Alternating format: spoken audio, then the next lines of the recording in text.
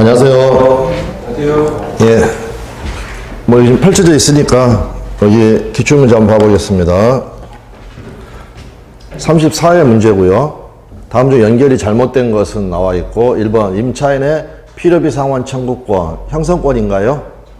예, 그대로 청구권이죠. 그러면 형성권의 대표적인 것은 뭐 여러 가지가 있지만 대표적인 것은 취소권, 그 다음에 해제권, 그 다음에 매매의 예약에서 나오는 예약 완결권 같은 거, 그런 게 대표적으로 형성권에 해당합니다. 그 다음에 이제 우리가 알고 있어야 되는 것은 이름은 청구권이지만 성질은 형성권인 게 있었죠. 그래서 맥주를 산이 나누어 각종의 분할 청구권, 산이 각종의 매수 청구권, 그 다음 뭐 있었습니까? 예, 각종의 증감 청구권, 증가하고 감소하다가 결과적으로는 소멸하더라. 예를 들어서 지상권 소멸 청구권, 소멸 청구, 유치권 소멸 청구, 전세권 소멸 청구, 네, 이러한 것들이 전부 다 이름만 청구권이지 실질은 형성권이라는 거. 그래서 정답은 1번으로 나왔고, 2번에 지명채권의 양도, 준, 물권행위 어떤가요? 잘못된 걸로 1번으로 답이 나왔으니까 나머지는 맞는 거죠. 그러면 자, 지명채권의 양도는 법률행위입니까? 준법률행위입니까? 법률행위입니까? 준법률행위입니까? 법률행위죠. 법률행위. 무슨 말이냐면 여기 양도 이 양도가 뭡니까? 처분행위입니다. 처분행위. 법률행위 중에서 처분행위. 그래서 거기 채권 양도 요거 자체는 법률행위라는 것 한번 기억을 해 주시면 되겠고요. 그 다음에 3번 부동산 매매를 해가지고 소유권을 취득을 했습니다. 이거는 하나씩 승계 취득하는 거죠. 특정 승계. 그 다음에 4번 부동산 점유 취득 시효 완성으로 인한 소유권의 취득, 뭐 단골 문제죠. 승계 취득이 아니라 원시 취득이라는 것 기억을 해주시면 되겠습니다. 5번에 무권 대리에서 본인한테 상대방이 추인할래 말래, 추인 여부에 대한 확답을 최고할 수가 있죠. 각종의 최고는 의사의 통지.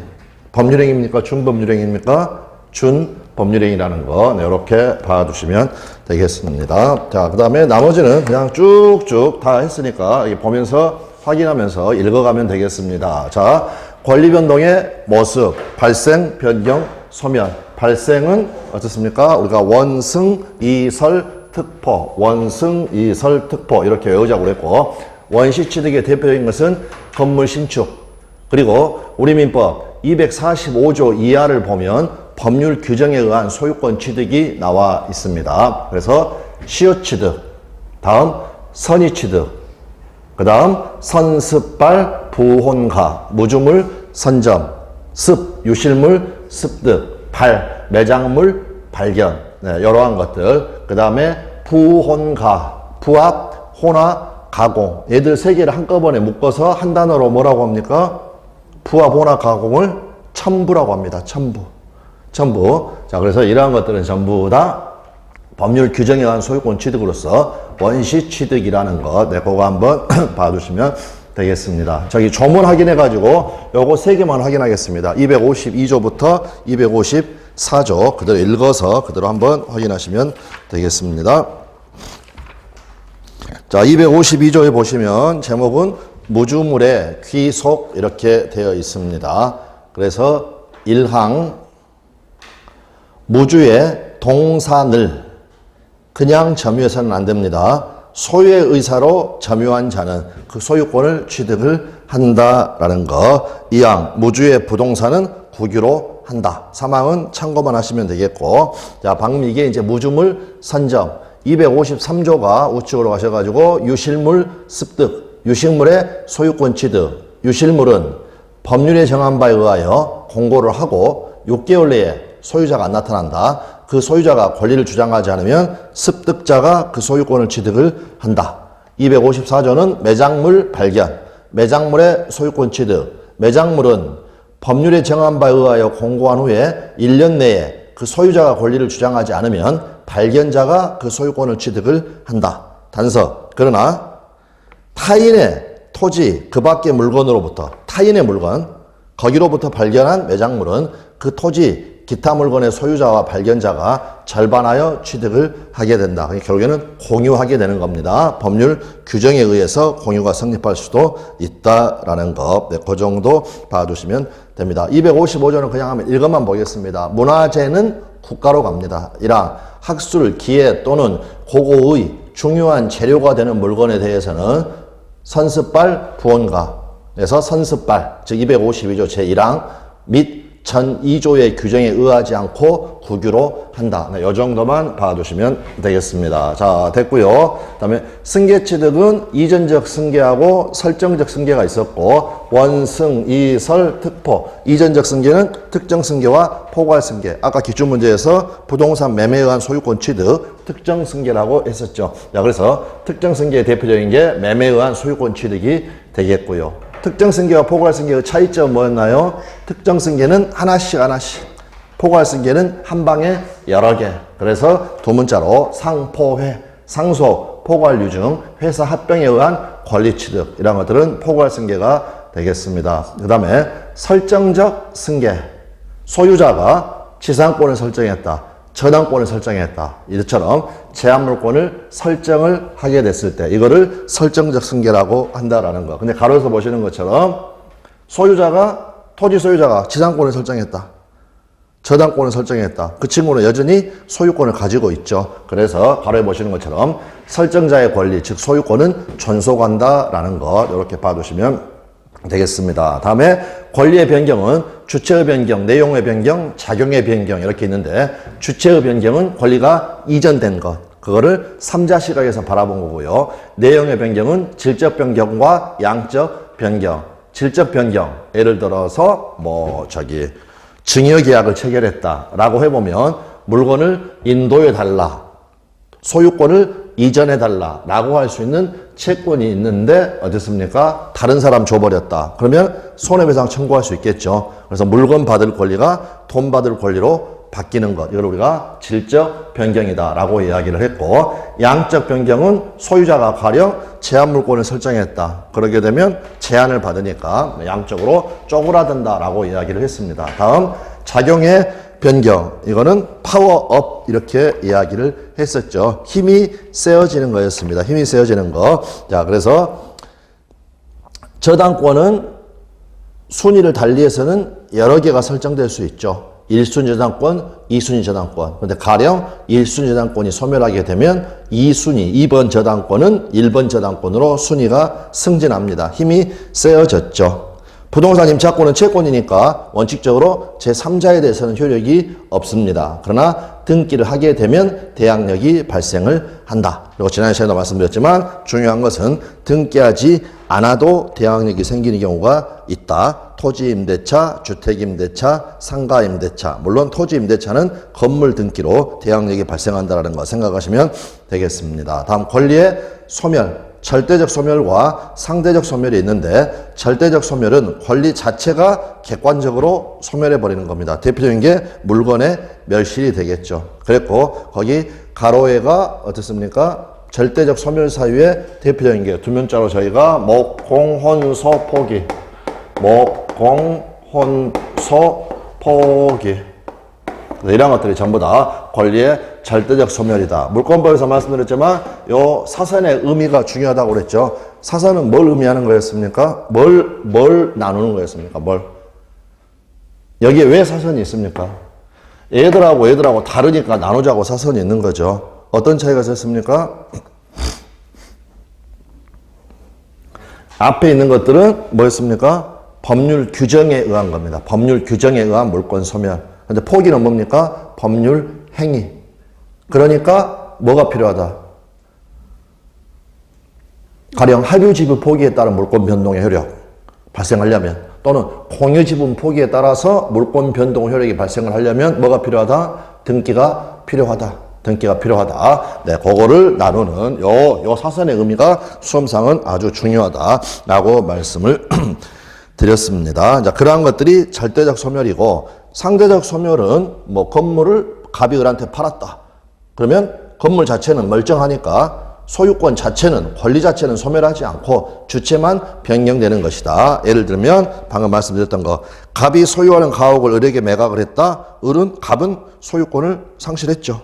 그러나 그 소유권 자체가, 건물 자체가 없어진 것은 아니다라는 것, 네, 그렇게 봐두시면 되겠습니다. 다음에 그 밑에 권리 변동의 원인이 나와 있고, 저희가 1층, 2층, 3층, 2층에 몇 명 산다? 2명. 누구하고 누구? 법률 행위하고 법률 규정. 이렇게 되어 있습니다. 자, 그래서 이제 1층이 법률 사실, 2층이 법률 요건, 3층이 법률 효과, 이렇게 되어 있는 것. 그런데 수험상 우리가 확인할 것은 청약이나 승낙의 의사표시, 청약과 승낙이 합치돼야 계약이 성립하겠죠. 얘들은 몇 층에 산다? 1층에 산다라는 거, 법률 사실이라는 것 정도 봐두시면 되겠습니다. 자, 그 정도 봐두시면 되겠고요. 넘어가셔가지고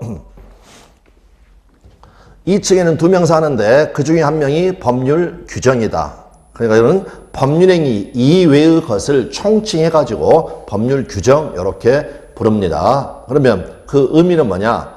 법률 효과가 당사자의 의사와는 상관없이 법률 규정에 의하여 부여가 된다라는 것. 여러 가지가 있지만 대표적인 게 준법률행위, 부당이득, 불법행위, 네, 이러한 것들이 된다라는 것. 네, 그렇게 봐두시면 되겠습니다. 수험상 바로 아래에 나와 있는 준법률행위가 중요했죠. 다시 한번, 준법률행위는 법률 규정이니까 행위자의 의사와는 관계없이 법률 규정에 의하여 일정한 법률 효과가 발생을 하게 된다라는 거. 그랬을 때 의사의 통지 되셨죠? 각종의 최고.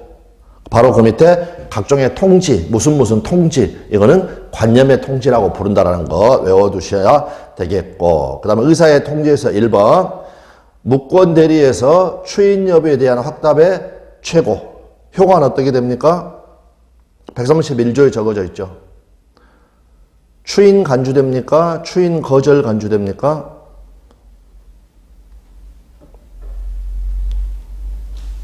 무권 대리에서 했습니다. 무권 대리에서 최고 효과 여기 을이 대리권도 없이 갑을 대리해가지고 병하고 갑소유의 부동산에 대해서 매매 계약을 체결했다. 무권 대리니까 원칙적으로 무효가 되겠죠. 그럴 때 상대방은 갑한테 뭐 할 수 있습니까? 이 무권 대리 행위를 추인할래 말래, 이거를 최고할 수가 있다라는 겁니다. 그랬을 때 최고 효과, 최고 자체 효과, 요거는 어떻게 되어 있습니까? 이게 최고는 어떻습니까? 의사의 통지, 그리고 준법률행위입니다. 방금 말했던 것처럼 준법률행위의 의미는 의의가 뭐냐면 이게 법률 규정에 의해서 효과가 발생이 됩니다. 그러면 131조에 적어져 있죠. 시험에 많이 나왔다고 했습니다. 자, 추인한 것으로 간주됩니까? 추인 거절한 것으로 간주됩니까? 추인 거절로 간주된다라고 법에 적어져 있습니다. 이게 바로 법률 규정의 의미입니다. 추인의 효과를 법 조문을 안 읽어보면 모른다. 그런데 법 조문을 가서 보게 되면 131조를 가서 보시게 되면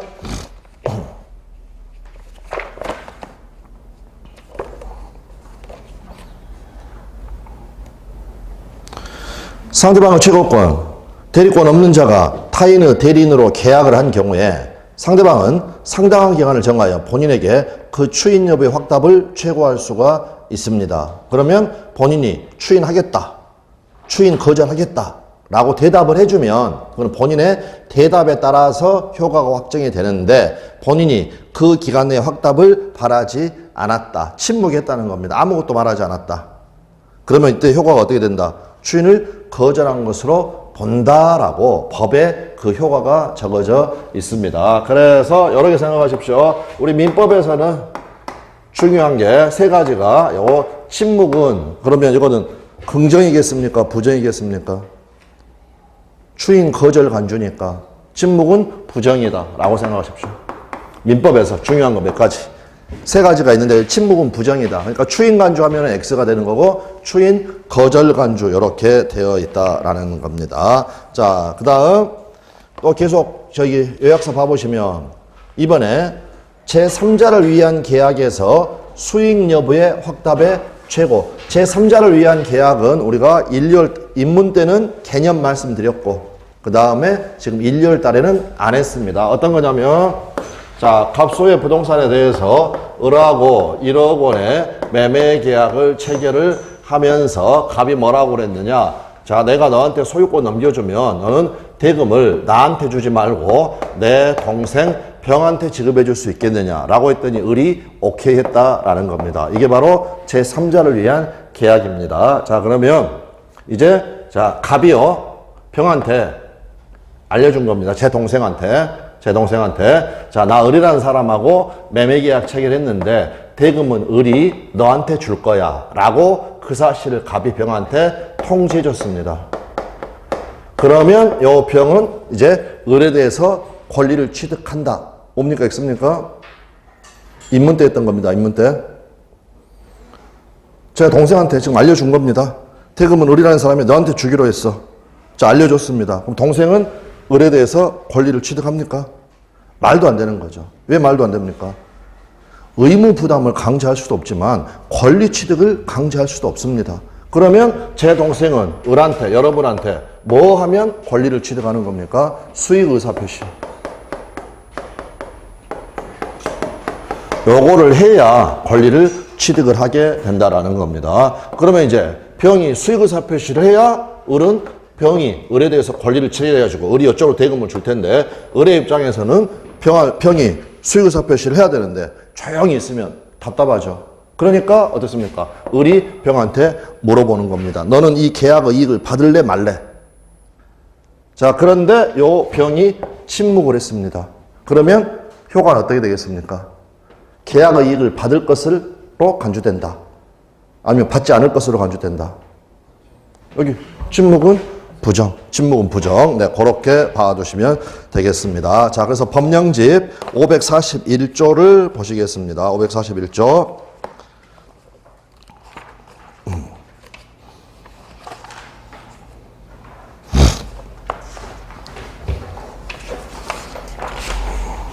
자, 확인합니다.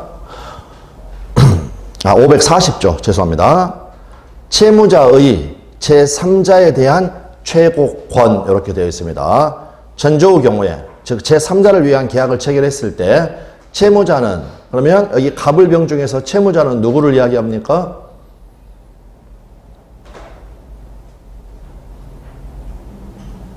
아니 여기서 갑을병 중에서 채무자는 누굽니까?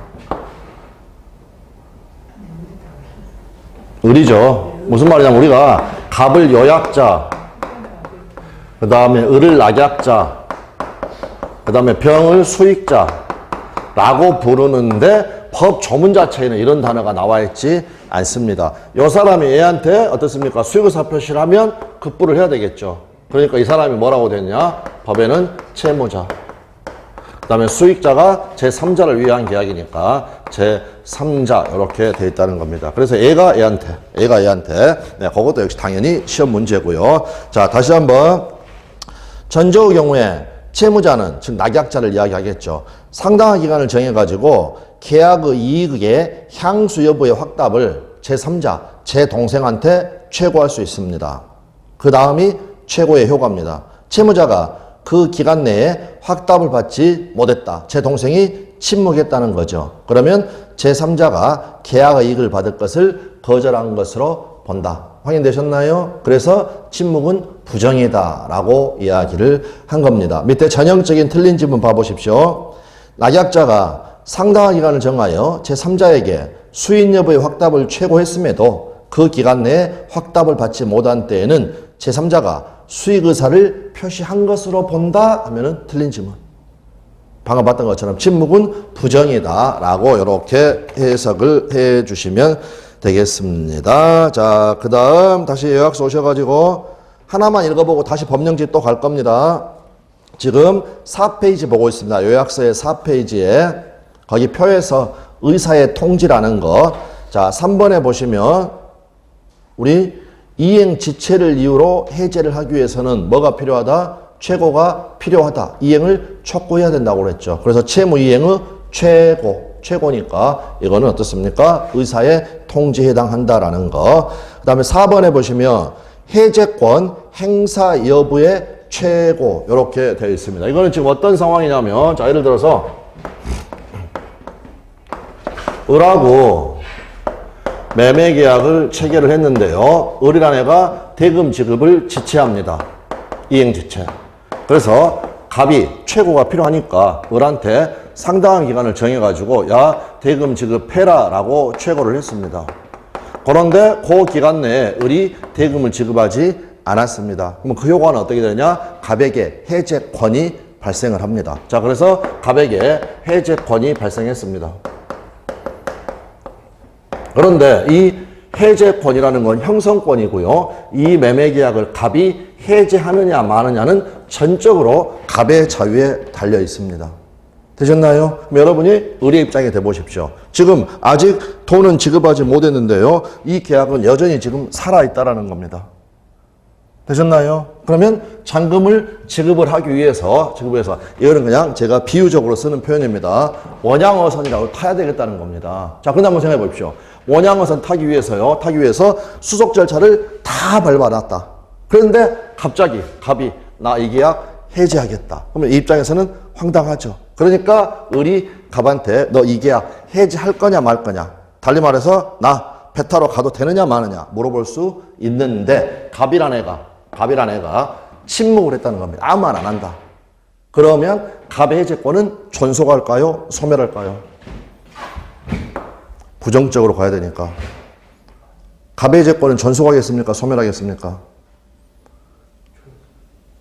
존속한다는 말은 여전히 해제할 수 있다는 거고. 침묵은 부정이니까. 부정적으로 해석을 해보면 해제권이 살아남아 있겠습니까? 없어져 버리겠습니까? 소멸, 없어져 버린다 라고 법 조문 자체에 적어져 있습니다. 이것도 확인해야 됩니다. 자, 그래서 552조가 되겠죠. 552조 조문 보시면 48페이지가 되겠습니다. 법령집의 48페이지. 이 조문은 우리가 아직 안 읽었습니다. 지금 읽으시면 됩니다. 552조 해제권 행사 여부의 최고권이랑 만약 해제권의 행사 기간을 특약한 바가 있다면 그냥 그 기간 내에 하면 되는 거니까 그냥 조용히 기다리면 되는데 해제권의 행사 기간을 정하지 않은 때에는 상대방은 상당한 기간을 정해가지고 해제권 행사 여부의 확답을 해제권자에게 최고할 수 있다. 이양 전항의 기간 내에 해제의 통지를 받지 못하게 되면 해제권 어떻게 돼버린다? 소멸한다. 그러니까 배 타러 가도 된다는 겁니다. 무슨 말씀인지 아시겠죠? 자, 그래서 아까 제가 침묵은 부정이다라고 이야기를 했던 게 이렇게 세 개가 나오는 겁니다. 추인 거절 간주, 수익 거절 간주, 그 다음에 해제권은 소멸한다라고 법에 적어져 있습니다. 이거는 이제 우리 시험에서 어떤 식으로 출제가 됐냐면은요. 자, 해제권 행사 여부를 촉구를 했는데 통지를 받지 못하게 되면 해제권은 소멸하게 되는데 이 권리 소멸은 의사표시에 의한 겁니까? 법률 규정에 의한 겁니까? 이 효과는 해제권이 소멸해버리는 효과는 법률 규정에 의한 거죠. 왜? 얘들이 지금 준법률행위니까 그 효과는 전부 다 당사자 의사와는 무관하게 법 조문에 의해서 결정이 된다라는 것. 그래서 지금 예를 들어서 지금 이제 제가 아까 침묵은 부정이다, 부정적으로 적어져 있다라고 말씀을 드려서 그렇지 않으면 얘들의 효과는 어떻게 될 것인가는 전부 다 법 조문을 살펴봐야 됩니다. 법 조문을 살펴봐야 된다라는 거. 자, 그 다음 마지막으로 564조 보시면 되겠습니다. 564조. 매매의 일방예약. 매매의 일방예약은 상대방이 매매를 완결할 의사를 표시하는 때에 매매 효력이 생긴다. 이항. 전항의 의사표시 기간을 정하지 않은 때에는 예약자는 상당한 기간을 정하여 매매 완결 여부의 확답을 상대방에게 최고할 수 있다. 이항. 예약자가 전항의 기간 내에 확답을 받지 못하였다. 침묵은 부정적으로 적어져 있다. 예약은 어떻다? 그 효력을 잃게 된다. 효력을 잃게 된다. 이렇게 봐두시면 되겠습니다. 자, 이렇게 봐두시면 됩니다. 자, 그러면 이제 제가 드리고 싶은 말씀은 뭐냐면, 제가 입문 때 뭐라고 말씀드렸냐면, 민법을 빨리 잡으려면, 이렇게 지금 마지막에 전부 다 법 조문이 적어져 있죠. 그러니까 여기만 그냥 읽지 말고 131조를 찾아봐가지고 어떻게 적어져 있는지를 여러분 눈으로 직접 확인을 해야 된다는 겁니다. 그랬고 계약법에서 방금 봤던 조문들 딱 12개 차이로 되어 있습니다. 540조, 552조, 그 다음에 564조. 숫자를 외울 필요는 없지만 이러한 것들을 직접 눈을 다 시험에 출제는 된 거니까 네, 그런 식으로 공부를 해주시면 되겠습니다. 자, 그 다음 바로 그 밑에 이제 각종의 통지, 이거는 준법률행위 중에서 관여무 통지에 해당합니다. 1항 채권 양도 통지, 효과는 뭐라고 그랬습니까? 다시 한번 그 위에 제목을 한번 봐보십시오. 준법률행위, 가로 행위자의 의사와는 관계없이 법률 규정에 의하여 일정한 법률 효과가 발생을 한다. 그러면 채권 양도 통지로서는 어떠한 효과가 발생을 하는 겁니까? 중요하다고 말씀을 드렸죠. 어떤 효과가 발생하냐고요. 채권 양도 통지를 왜 하냐고. 채무자한테 대항하기 위해서라고 그랬죠. 대항력 발생. 그거를 외우려고 하지 말고 여러 번 말씀드렸습니다. 채권 양도 통지는 아주 중요하다. 그래서 450조를 보면 적어져 있습니다. 그러니까 여러분들이 계속해서 그 조문들을 보셔가지고 그 내용들을 확인을 해야 됩니다. 자, 그래서 450조 다시 한번 확인하겠습니다. 제목이 다 적어지지 않습니까? 지명채권 양도의 대항 요건. 그랬고 이거 읽을 때 그냥 우리 시험에서는 지명이라는 단어는 중요치 않으니까 그냥 채권 양도라고 읽는다라고 말씀을 드렸습니다. 1항 채권의 양도는 양도인이 채무자에게 이 단어 통지하거나 채무자가 승낙하지 않으면 채무자 그 밖의 3자에게 대항하지 못한다. 그러니까 왜 통지를 하느냐? 대항하기 위해서. 채무자한테 대항하기 위해서 통지를 한다라는 것. 네, 이렇게 봐두시면 되겠습니다. 자, 이 정도 봐두시면 되겠고요. 그 다음 다시 또 책 가셔가지고 법령집 또 갈 겁니다. 자, 2항을 보면 2번을 보면 이것도 기출인데 아까 채권 양도 통지는 읽었고 2번을 보면 청약자가 하는 승낙 연착의 통지라는 말이 나와 있습니다. 이건 제가 설명 안 드렸었습니다. 이제 지금 말씀을 드리겠습니다. 자, 갑하고 을하고 이제 갑소유의 부동산에 대해서 매매 계약이 체결이 되려면 예를 들어서 갑이 청약 의사 표시를 하고 이에 대하여 을이 승낙 의사 표시를 해 가지고요. 이 청약과 승낙이 주관적 객관적으로 합치돼야 갑과 을 사이에는 매매 계약이 체결이 된다라는 겁니다. 자, 그런데 예를 들어서 갑이 을한테 4월 1일 날 청약을 해가지고 이 청약의 의사표시가 을한테 4월 3일 날 도달을 했습니다. 그런데 갑이 을한테 뭐라고 그러냐면 승낙은 4월 20일까지 해주세요. 승낙 기간을 4월 20일로 잡았다라는 겁니다. 그러면 이제 을이 승낙을 해야 될 텐데 승낙은 요 기간 내에 갑한테 도달하도록 해야 되겠죠. 갑이 지금 승낙 기간을 정해서 청약을 했으니까. 자, 그런데 갑의 청약이 만약에 이 4월 3일 날 도달한 게 아니라 4월 22일 날 도달을 했다. 되셨나요? 죄송합니다. 자, 다시. 자, 을이 승낙을 이제 4월 20일 요 안에까지 도달을 시켜야 되는데 을의 승낙이 갑에게 언제 도달을 했느냐? 4월 22일 날 도달을 했다라는 겁니다. 이해되셨나요? 갑이 청약했고 을이 거기에 대해서 승낙을 했는데 4월 20일까지 도달을 시킨 게 아니라 요 을의 승낙이 4월 20일 날 갑에게 도달을 하였다. 그럼 계약은 성립합니까? 안 합니까? 안 하죠. 승낙 기간을 정했으니까. 그래서 이러한 걸 뭐라고 하느냐? 연착된 승낙이라고 합니다. 연착된 승낙. 그런데 이런 경우를 한번 생각해 보십시오. 자, 왜 4월 22일 날 도달을 했는가? 무슨 말이냐? 경우에 따라서는요, 요 을이라는 애가 고민을 너무 많이 한 겁니다. 마음이 왔다 갔다 한다라는 겁니다. 그러다 보니까 예를 들어서 을이라는 애가 승낙의 통지를 4월 19일 날 발송을 했고, 그 다음에 빠른 등기로 보낸 것도 아니고, 그래서 4월 22일 날 도달하는 이런 경우도 있을 수도 있겠지만, 요 을이라는 애는요, 이 계약이 너무 마음에 들었습니다. 그래서 넉넉하게 4월 10일 날 승낙의 통지를 발송을 한 겁니다. 그런데 요 4월 10일 날 발송한 게 4월 22일 날 갑에게 도달한 겁니다.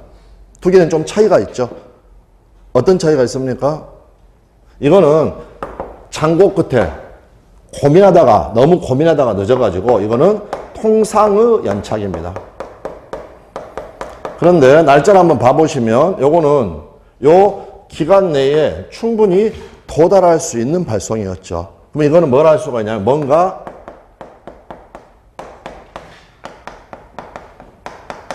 사고가 났다라는 겁니다. 사고가 났다. 그러게 되면 이때는 어떻게 해줘야 되냐? 승낙 연착을 통지해 주라는 겁니다. 상황 이해되셨나요? 왜냐하면 충분히 자, 여러분이 한번 갑이 돼 보십시오. 다시 한번. 자, 여러분이 을이 돼 보십시오. 제가 여러분한테 청약을 했습니다. 그 청약이 여러분에게 도달했습니다. 도달해가지고, 나는 이 제안이 너무 마음에 든다. 라고 해서 승낙을 한 거죠.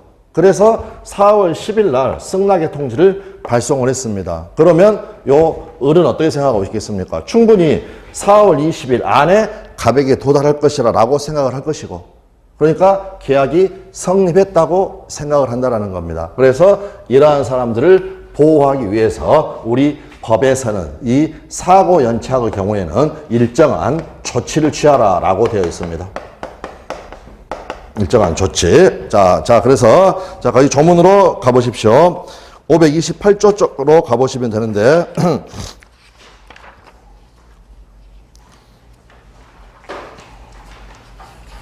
일단 44페이지에 보시면, 법령집의 44페이지,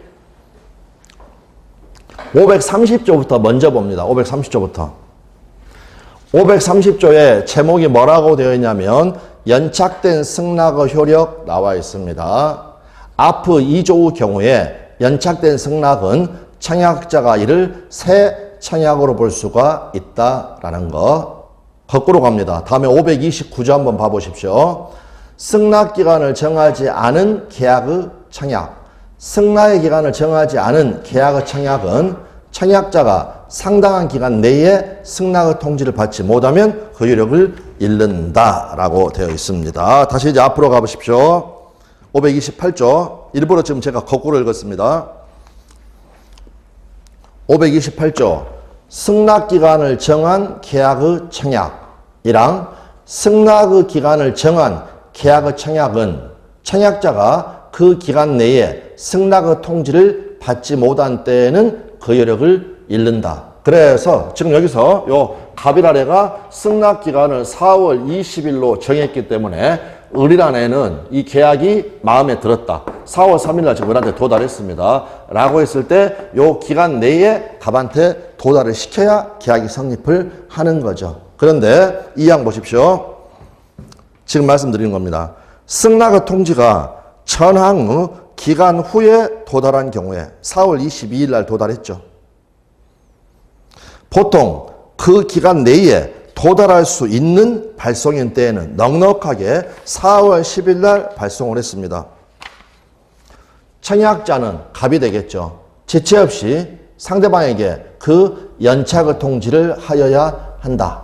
그러나 그 도달 전에 지연의 통지를 발송을 했다. 그때는 연착의 통지를 또 할 필요는 없습니다. 상황이 중요하죠.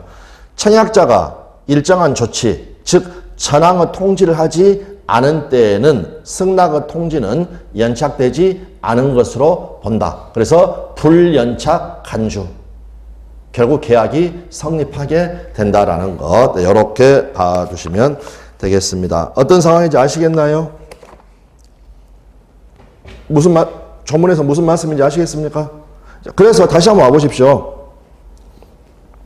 우리 요약서 4페이지 봐보시면 아까 읽었던 거 관념의 통지에서 2번 다시 한번 봐보십시오. 2번 청약자가 하는 승낙 연착의 통지라고 되어 있죠. 그러니까 이거는 통지자가 붙어 있으니까 관념의 통지라는 걸 아는 건 쉽습니다. 다만 요 지문을 보고 방금 말씀드렸던 이거는 지금 사고 연착에서 일정한 조치를 취하라고 하는구나. 이거를 또 올리셔야 된다는 거. 네, 그렇게 봐주시면 되겠습니다. 자, 그 정도 말씀을 드리고. 자, 그 다음에, 그러니까 지금 방금, 오늘 지금 우리가 수업에서 중요한 건 뭐냐면, 여기 적어져 있는 것들, 11월, 12월, 1월, 2월 다 읽어본 겁니다. 다 읽어본 거. 그런데 방금 봤던 것처럼 조문이 적어져 있는 것들, 이것들은 다 기출낸 것들이니까 법령집 자체를 펼치셔가지고 거기에 어떻게 규정이 되어 있는지 그것 자체를 아는 것. 그게 이번 순환의 목표다. 이렇게 봐두시면 되겠습니다. 자, 한 가지만 더 뒤로 가서 확인하고 가겠습니다. 계약법으로 가보십시오. 필수서. 146페이지입니다. 표와 표 사이에 보시면 방가로 이번에 승낙이라고 되어 있고 146페이지요. 승낙은 청약에 상응하여 계약을 성립시킬 것을 내용을 하는 의사표시이다. 그리고 그 밑에 표는 왼쪽에 큰 제목만 있겠습니다. 밑에 객관적 합치가 돼야 되겠죠. 그 밑에 보시면 주관적 합치가 되어야 되겠죠. 그런데 바로 그 밑에 보시면 제목 연착된 승낙 나와 있죠. 방금 읽었던 조문입니다. 이 조문 첫 번째 거 530조 우리 아까 일부러 거꾸로 읽었는데 제일 단골 지문입니다. 연착된 승낙은 청약자가 이를 새 청약으로 볼 수 있다. 확인되셨나요? 그래서 예를 들어서 만약 을이 갑한테 승낙 의사 표시를 했는데 여기 4월 19일 날 발송해 가지고 4월 22일 날 도달을 하였다. 통상의 연착됐으니까 계약은 일단은 불성립입니다. 그런데 이 연착된 승낙을 뭐로 볼 수 있다? 새로운 청약으로 볼 수가 있다. 그러니까 을 쪽에서 을이 이제 새로운 청약을 한 것과 마찬가지죠. 그러니까 결국엔 어떻게 되느냐? 갑이 승낙함으로써 계약을 성립시킬 수 있다라는 거. 우측으로 가보시면 방금 말씀드렸던 사고 연착이다라고 되어 있습니다. 1번 승낙이 연착됐으나 통상은 승낙기간 내에 도달할 수 있는 시기에 발송이 된 경우 우리 시험에서 가로처럼 나왔습니다. 가령 편지에 찍힌 우체국의 소인 등으로 이와 같은 사정을 알 수 있는 경우 딱 4월 10일이라고 찍어져 있더라. 청약자는 지체 없이 상대방에게 그 연착의 통지를 하여야 한다. 가로 아까 읽었던 거 이미 지연의 통지를 발송을 했을 때에는 다시 연착 통지를 할 필요는 없다. 2번 청약자가 연착의 통지를 하지 않으면 딱 외우셔야 될 거 불연착 간주. 승낙 의사표시가 연착되지 않은 것으로 간주해가지고 결과적으로 계약이 성립하게 된다. 그래서 반드시 알아두셔야 되는 그러한 내용이 되겠습니다. 됐습니다. 조금 귀찮았지만 왔다 갔다 저기 법 조문을 좀 확인을 했습니다. 자, 그래서 다시 5페이지로 가시고요. 자, 다시 한번 말씀드립니다. 이제 앞으로는 여러분들이 이 부분을 복습을 할 때 방금 제가 했던 것처럼 반드시 그 조문 자체로 가가지고 그 내용을 확인을 해야 된다는 거. 네, 그렇게 말씀을 드리겠습니다. 자, 다음 5페이지 가셔가지고 30일의 기출부터 보겠습니다. 법률행위의 효력에 관한 설명으로 틀린 것은 나와 있고요. 1번 무효행위 전환에 관한 규정은 불공정한 법률행위에 적용될 수 있다. 그래서 우리가 알박기 사건이 있었죠. 네, 그 아주 단골 지문이었고. 그 다음에 2번, 경매에는 불공정한 법률행위에 관한 규정이 적용된다, 안 된다? 적용되지 않는다. 그런데 대표적으로 경매 말고 또 하나 뭐 있었습니까, 여러분? 불공정한 법률행위의 적용 범위와 관련해서 항상 같이 두 개 외워둬야 되는 거. 어디에 또 적용 안 된다? 증여 같은 거. 무상행위. 무상계약. 네, 같이 한꺼번에 두 개 봐두시면 되겠습니다. 3번. 강제집행을 면할 목적으로 허위의 근저당권을 설정을 하였다. 반사회적 법률행위다, 아니다? 아니다라는 거. 뭐 너무나 시험에 많이 나왔던 게 또 정답으로 나왔습니다. 4번. 동기의 불법. 상대방에게 표시되거나 알려진 법률행위의 동기가 반사회적이다. 그러면 이거는 사회에서 위반이 되니까 그 법률행위는 무효이다. 5번. 소송에서 증언할 것을 조건으로 대가를 받기로 했는데 통상 용인되는 수준의 대가를 받는 건 문제가 없지만 그 수준을 넘는 대가를 지급하기로 한 약정, 이건 사회세만으로 무효이다 라고 했던 그 판례를 생각하시면 되겠습니다. 다음 법률행위의 종류, 단독행위와 계약으로 나누죠. 단독행위는 상대방 없는 단독행위와 상대방 있는 단독행위. 상대방 없는 단독행위는 유제포, 즉 유언, 재단법인 설립행위, 소유권의 포기.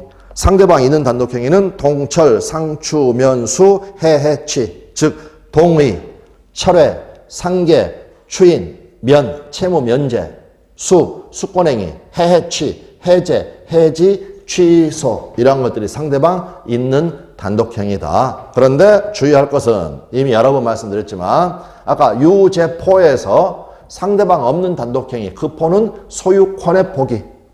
그런데 우리가 구별해야 될 게 포포, 즉 공유지분 포기나 취득시효 이익의 포기는 상대방 있는 단독행위라는 거, 네, 그렇게 봐두시면 되겠습니다. 그 다음에 계약은 대표적인 게 우리 시험 범위에 있는 매매교환 임대차가 되겠죠. 그런데 우리 시험에서 단독행위가 아닌 것 이런 식으로 물어봤을 때 합의 해제 계약을 말하고요. 매매의 일방 예약, 언제나 채권 계약이다. 단독행위가 아니다라는 것 이렇게 봐두시면 되겠습니다. 방가로 이번에 의무 부담 행위와 처분 행위가 나와 있습니다. 그래서 항상 생각하실 것은 다시 한번 말씀드리지만 지금 우리가 하고 있는 게 법률행위 종류입니다. 법률행위.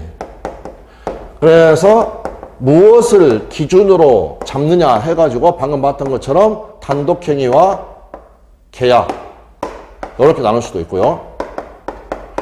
결국에는 얘도 법률행위, 얘도 법률행위 이렇게 된다라는 겁니다. 또 역시 법률행위는 그러니까 요거 단독행위와 계약은 뭘로 구별한다고 그랬습니까? 단독행위와 계약. 의사표시의 수와 방향으로 구별하는 겁니다. 그래서 계약은 이렇게. 단독행위는 상대방 없는 단독행위, 상대방 있는 단독행위 이렇게 구별하는 거고 또 법률행위를 의무 부담행위와 그 다음에 처분행위 이렇게 구별하기도 합니다. 이거는 뭘 기준으로 구별한다고 그랬습니까? 이행의 문제를 남기느냐 남기지 않느냐 이렇게 이야기를 했고 그 다음에 의무 부담행위는 이행의 문제를 남기게 되겠죠. 이 자체가 약속하는 거니까. 그 다음에 처분행위는 이행의 문제를 남기지 않는다라는 거. 그러니까 요 처분행위도 결국에는 뭐의 일종입니까? 법률행위의 일종. 그렇게 되면 처분행위는 다시 어떻게 나눕니까? 물권행위, 준물권행위.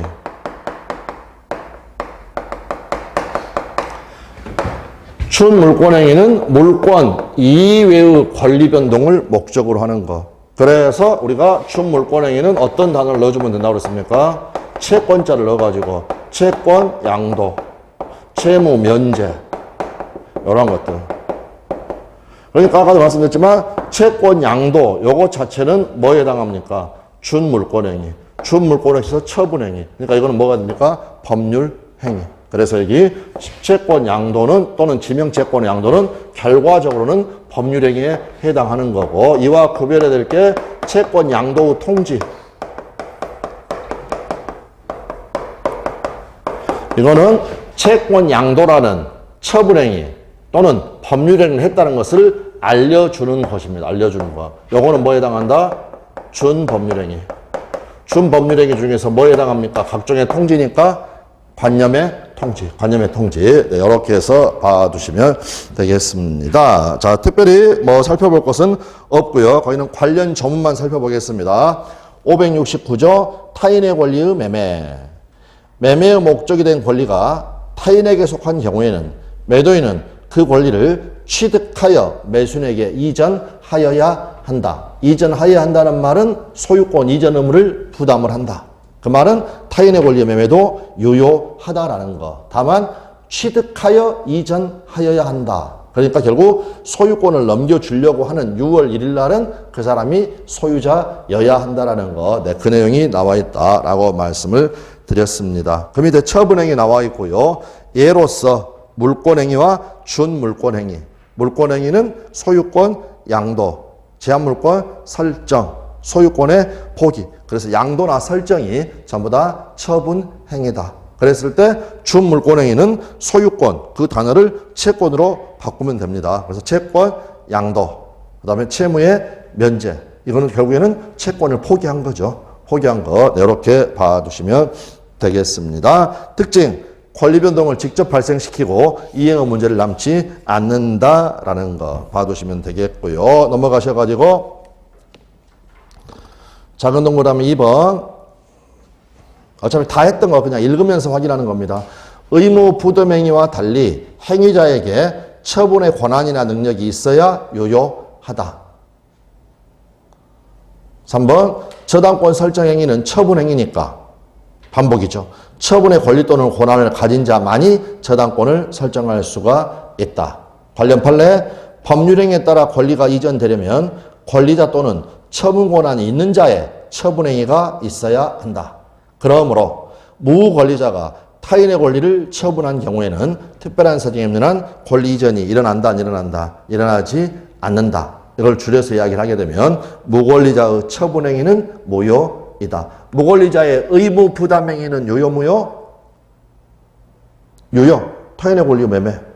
그거 생각하시면 되니까 네, 그렇게 봐주시면 되겠습니다. 자, 그 다음 방가르 3번에 이제 출연행위와 비출연행위 나와 있고, 그랬고 우리가 그림으로 생각하자고 그랬습니다. 요거는 1, 2월 달에 했었던 거죠. 출연행위, 비출연행위. 그러면 출연행위하고 비출연행위. 출연행위가 뭐였습니까, 여러분? 동그라미 몇 개? 2개. 그 말은 행위자, 출연한 사람, 그 사람의 재산을 감소시키고 and 그에 의하여 다른 사람의 재산을 증가시키는 것. 그런데 비출연행위에서는 이런 게 있었죠. 동그라미 하나 있는 거. 이게 뭐였느냐? 소유권 포기. 소유권을 포기했다. 이 포기한 사람의 재산은 감소하게 되어 있지만 이로 인하여 다른 사람의 재산이 증가되는 일은 없죠. 그 다음에 수권행위, 대리권 수요행위. 여러분이 저한테 또는 제가 여러분한테 대리권을 줬다. 그에 의하여 재산의 증감은 전혀 일어나지 않습니다. 그러니까 이게 비출연행위가 된다라는 거. 그 다음에 출연행위는 이제 무상행위, 유상행위. 무상, 유상. 무상은 뭐였나요? 대표적인 게 증여. 증여. 한쪽만 출연행위를 하는 거. 그 다음 유상행위는 매매교환, 임대차 같은 거. 이렇게 봐두시면 되겠습니다. 자, 그래서 그 내용들은 여러분들이 읽어봐 주시면 되겠고, 출연행위 중에서 거기 구별실익, 세 번째죠.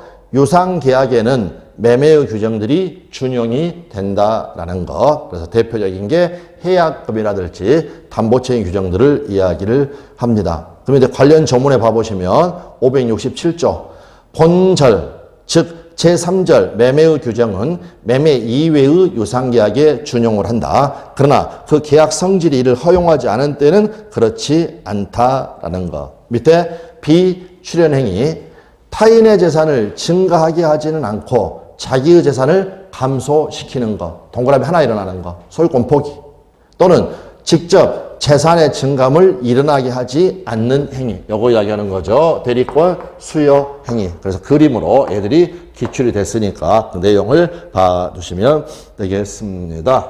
자, 그러면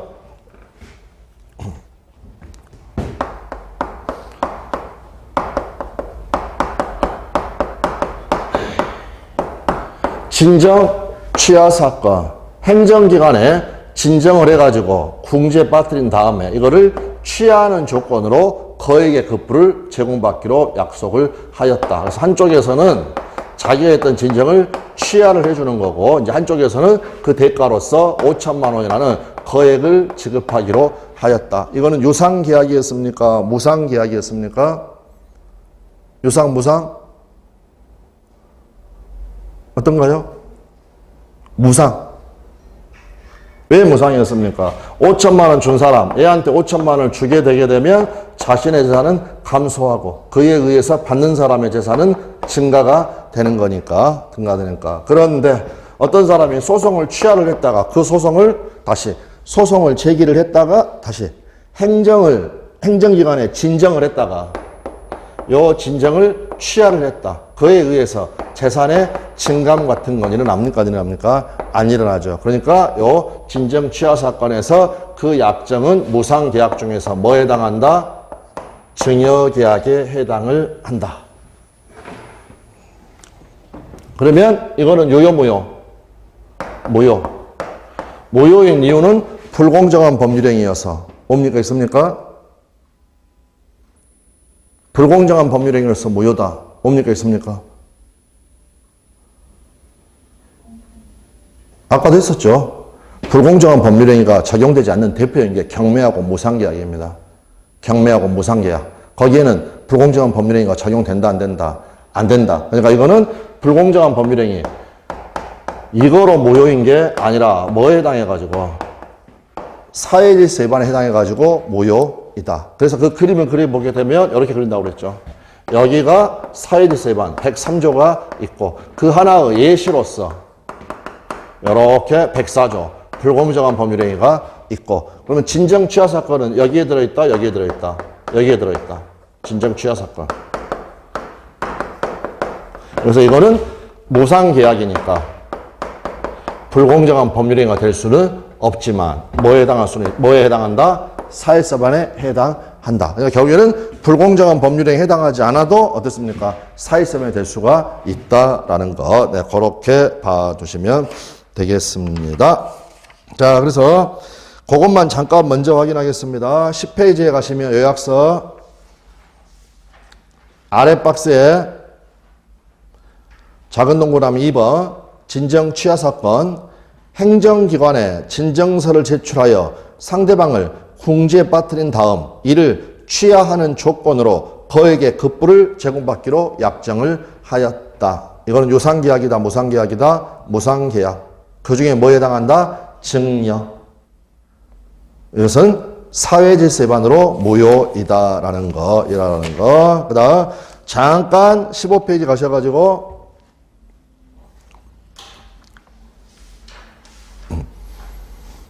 제일 위의 표의 마지막 줄에 보시면, 제목이 적용 부정이라고 되어 있죠. 네, 필수죠. 그래서 무상계약, 증여에는 불공정한 법률행위 규정이 적용된다, 안 된다?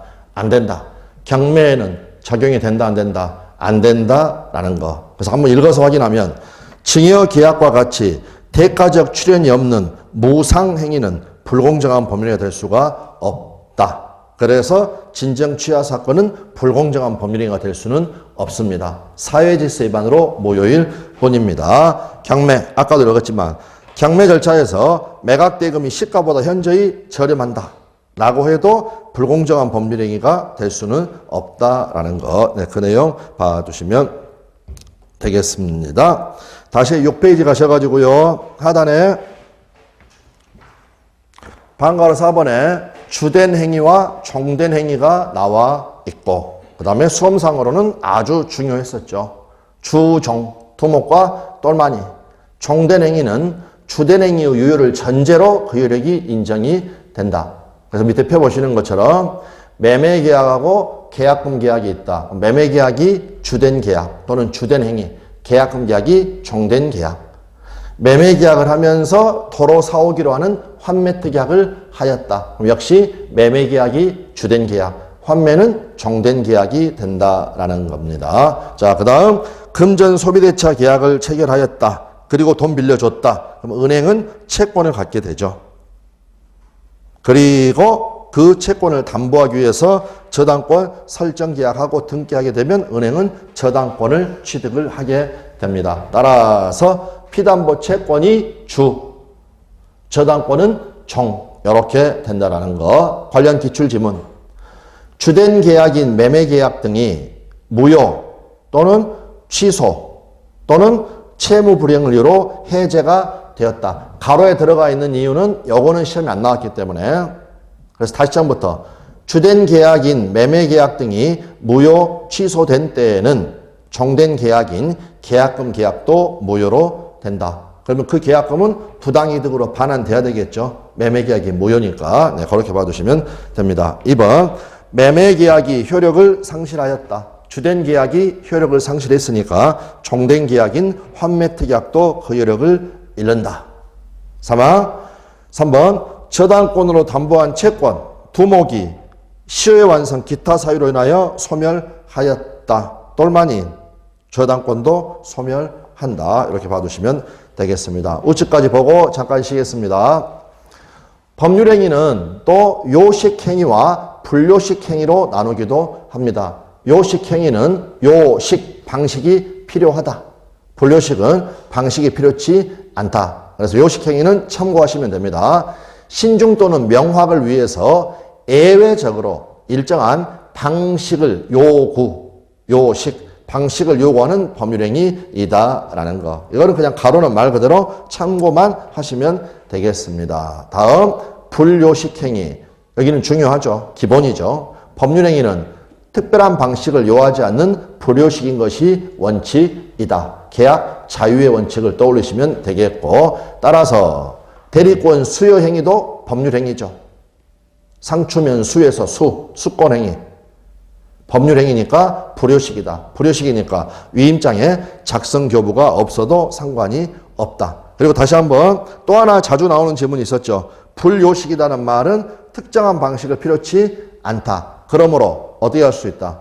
명시적으로 할 수도 있고 다음 나오는 단어가 뭡니까? 묵시적으로 할 수도 있다. 그래서 마치 공식처럼 묵시적으로 할 수 있다라고 하게 되면 원칙적으로 다 할 수 있다. 묵시적으로. 네, 그렇게 봐주시면 되겠습니다. 잠깐 쉬셨다가 양가로 이번에 법률행위의 요건. 네, 여기부터 보도록 하겠습니다.